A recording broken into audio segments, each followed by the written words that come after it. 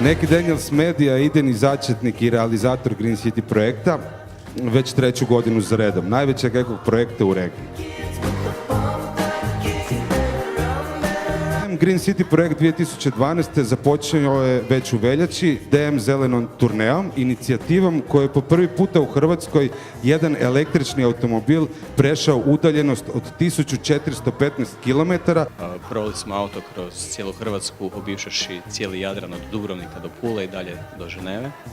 Kruna projekta je dodjela DM Green City nagrada kojom se odaju priznanja najistaknutijim pojedincima i kompanijama koje su postigle određene rezultate po pitanju očuvanja i zaštite okoliša. DM Green City Project zapravo predstavlja sve one vrijednosti koje DM kao tvrtka inače njeguje svojom filozofijom i svojim postupcima i ponašanjem. Ćemo podržati, znači, kao što smo već ranije čuli, 5 osnovnih i srednjih škola, odnosno 5 razreda osnovnih i srednjih škola koji će skupiti najviše starog papira i omogućit ćemo im da izaberu izlet koji ćemo mi financirati u potpunosti u jednu od destinacija nacionalnog parka ili parka prirode na području Hrvatske. Ministarstvo zaštite okoliša i prirode pozdravlja projekte koji idu u smjeru osvješćivanja građana i djece u provođenju mjera koji doprinose zaštiti okoliša i prirode u Republici Hrvatskoj. Isto tako da omogućimo nama i našoj djeci jedan bolji i ugodniji život na ovom planetu.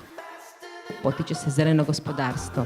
Moramo energiju koristiti racionalno, energiju koristiti učinkovito jer je nemamo dovoljno. Svečano otvorenje DM Green City projekta 21.4.2012. na Cvjetnom trgu sa početkom u 10 sati. Posjetitelji očekuje bogat, zabavno edukativan program uz nagrade za cijelu obitelj. Pozivamo sve da dođu i svojim prisustvom podrže ovu ekološku inicijativu i daju svoj doprinos u stvaranju zelenije budućnosti za sve nas.